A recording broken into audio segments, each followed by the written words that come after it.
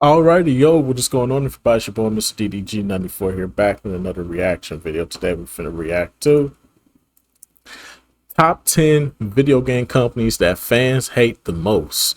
This is by Watch Mojo. This should be an interesting one.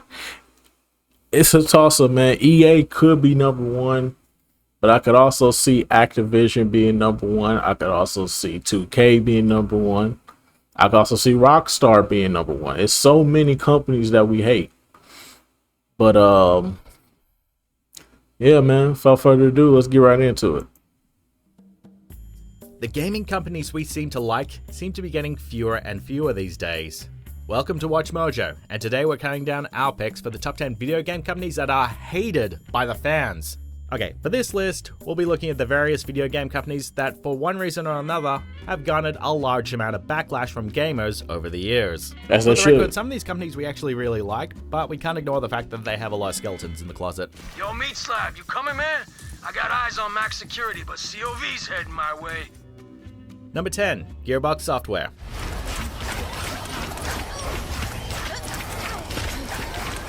The Borderlands series is great. No one is disputing that, but Gearbox has had quite a controversial past and we just can't ignore it. The company faced a lot of flack in 2011 for Duke Nukem Forever, which many people consider to be one of the most disappointing video games ever made.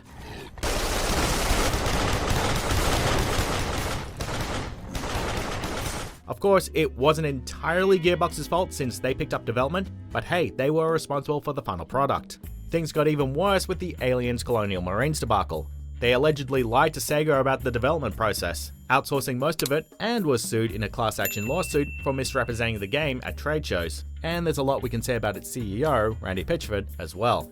Oh, and the total collapse of Battleborn didn't help much either.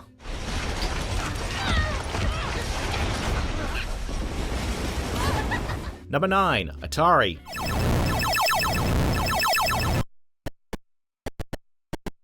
Just hearing the name Atari is enough to fill brains with warm nostalgic memories of blocky 8-bit graphics, looping music, and the glory days of the early 80s. And then the industry crashed in 1983. And guess who the culprit was? Y'all And was while the really causes playing are these complex games. and That's numerous, crazy, bro. Atari's Y'all was really out here infamous playing PC these was a games. major contributor. These shits are trash. Atari Inc. was done for, but the Atari brand name lived on. Granted, they've had some great success stories since then, but in recent years they've gone from bad to worse.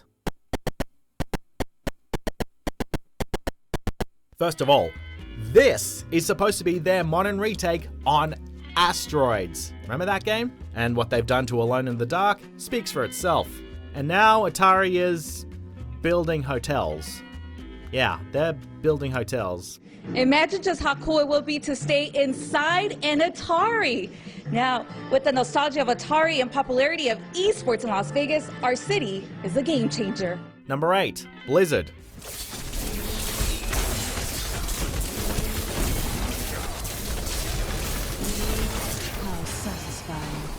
It's amazing how quickly the tide can turn. After all, this was the company that was once the name for MMORPGs and RTSs. But things have turned really dire for Blizzard in recent years. First, there was the controversial reveal for Diablo Immortal in 2018 as their main announcement at BlizzCon. Authentic Diablo gameplay at your fingertips. The following year, they banned Hearthstone player Blitzchung for supporting the Hong Kong protests.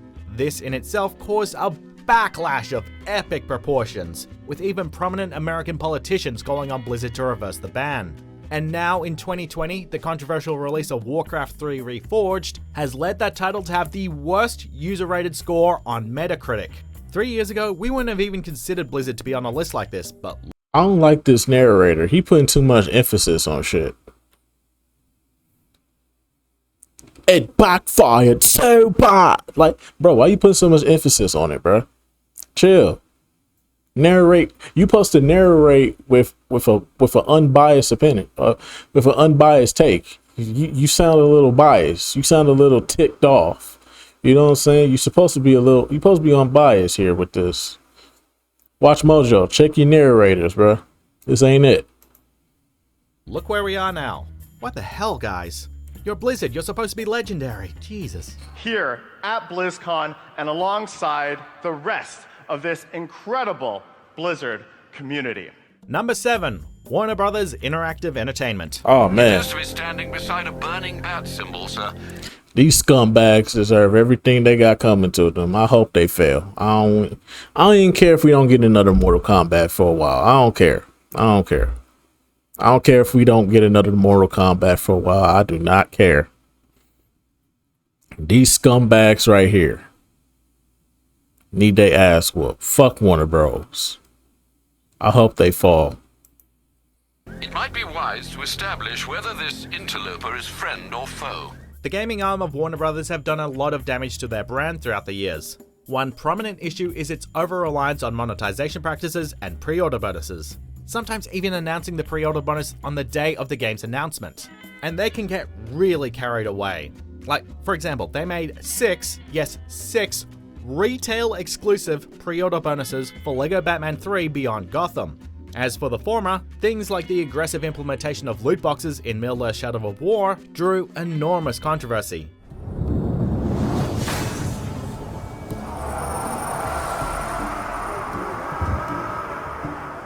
And who could forget the time they violated Federal Trade Commission guidelines by locking review codes of Shadow of Mordor behind brand deals, and wouldn't allow reviewers to disclose bugs or glitches. Oh, and how about when they outsourced the development of Batman Arkham Knight on PC, resulting in that infamously buggy version.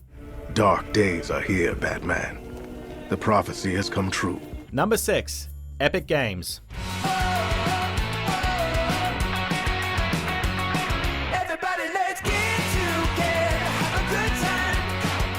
Epic has been a mainstay in the gaming industry for some time. They've developed iconic franchises like Unreal, Gears of War, and Fortnite, and its Unreal Engine has become an industry staple for over 20 years. Unfortunately, Epic has earned many disparaging remarks recently for its Epic Games Store, which was created to combat Steam's monopoly on the PC market.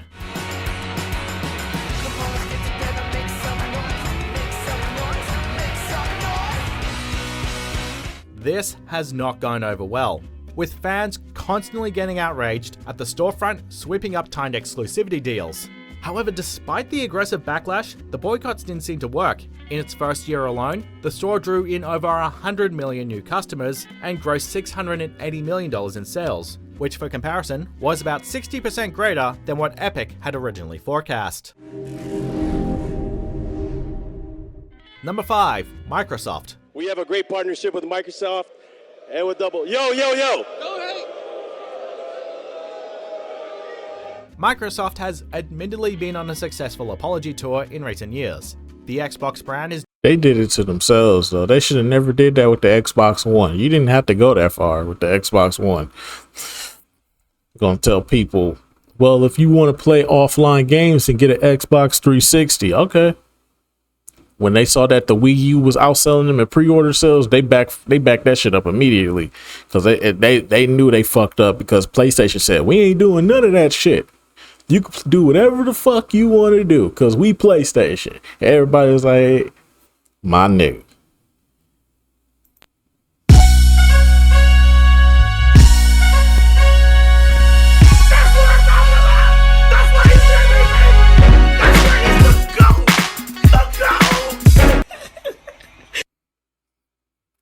That's what it was. Boy, how the tides have changed, man.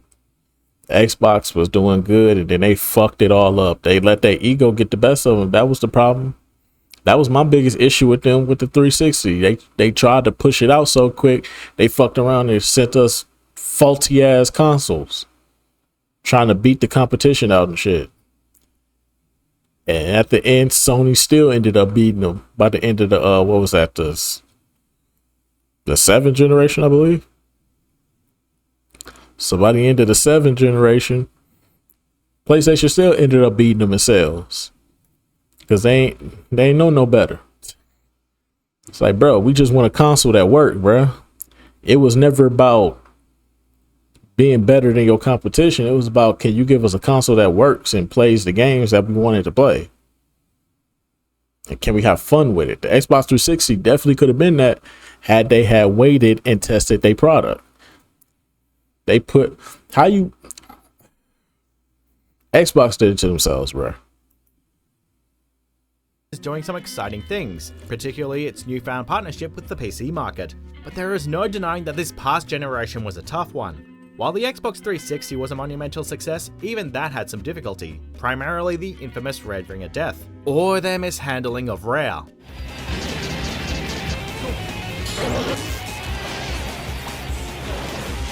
But then they botched the Xbox One reveal, and they never really recovered from that disaster. Even as this console generation comes to a close, its exclusives pitifully pale in comparison to Sony and Nintendo's output. Even Halo 5 was underwhelming. Let's hope the Xbox Series X is a hit, because Microsoft really needs it right now. That means all of you Xbox fans will get more new, innovative games than ever before. Number 4, Bethesda. Howdy, partner. Might I say you're looking fit as a fiddle? Bethesda has been slammed with negative press in recent years, owing primarily to its weak creative output and numerous business blunders. The fact that they tried to push paid mods twice despite community backlash the first time speaks for itself. As far as the games go, well, while their titles can be absolute marvels, even their best works are known for lacking polish. Pelagius is finally ready to love himself and continue hating everyone else. Said lack of polish has now caught up to them with Fallout 76, and it wasn't just the game that was a disaster. Bethesda totally bundled the rollout with nylon bags, moldy helmets, and a data breach, just to name a few blunders. Damn. Seriously, what happened to you guys? Truth is, the game was rigged from the start. Number 3, Konami.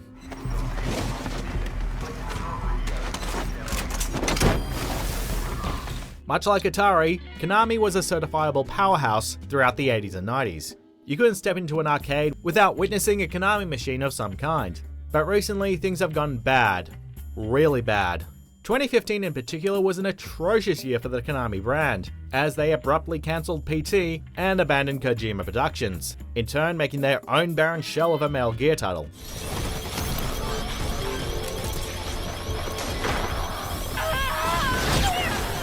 Then there's reports that they treat their employees like utter filth.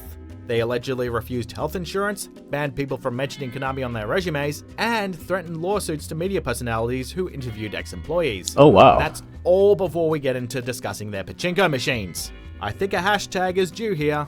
I'm talking while the fine, upstanding folks got their welfare cut, got their jobs pulled out from under us. Number 2, Activision. So that means EA must be number 1. Okay, there's certainly a lot that can be said about the yearly releases of Call of Duty or Madden, or perhaps even rushing out the buggy Tony Hawk Pro Skater 5 just to hang on to the license. That shit was However, their trash. business strategies in recent years have also garnered controversy, and it's not just coming from gamers.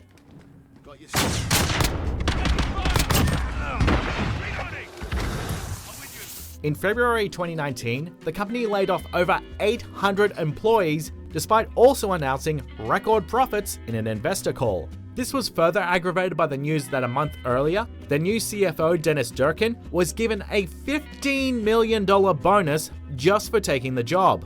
That same year, advocacy group As You Sow listed the company's CEO, Bobby Kotick, as the most overpaid CEO out of any gaming company and the 45th most overpaid CEO in all of America. That speaks for itself. Less than a minute, soldier.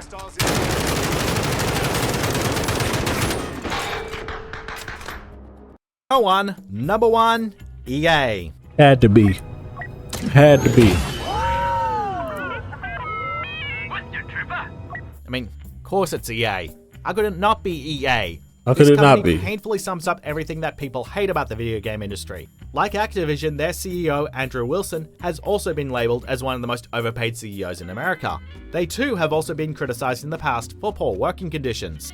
The implementation of loot boxes in Star Wars Battlefront 2 caused governments around the world to change their gambling laws.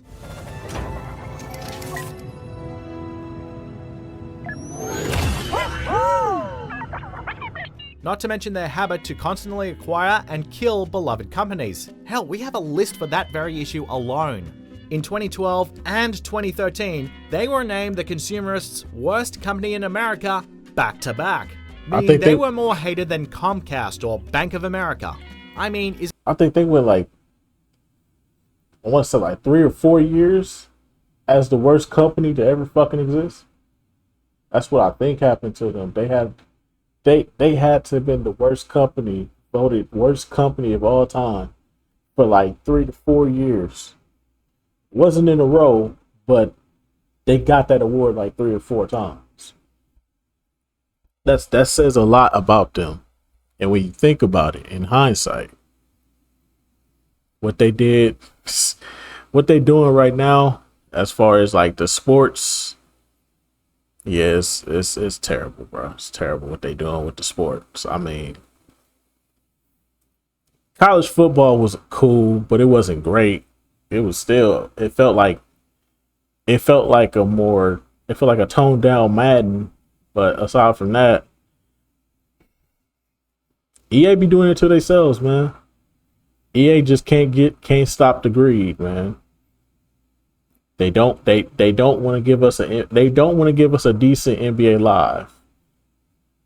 They don't want to give us a decent NBA Live. They don't want to, they don't want to give us Def Jam. They don't want to give us NBA Street. We asking for these things. We like, damn, bro, if you can't do one thing, do something else. We'll pay for it. We willing to pay for it. But they like, nah. So you know what? Fuck EA. They don't want to listen to us. They don't want to give us what we want. Then fuck them. Y'all need to stop buying Madden too, by the way. Same game every year, and y'all keep buying that bullshit, man.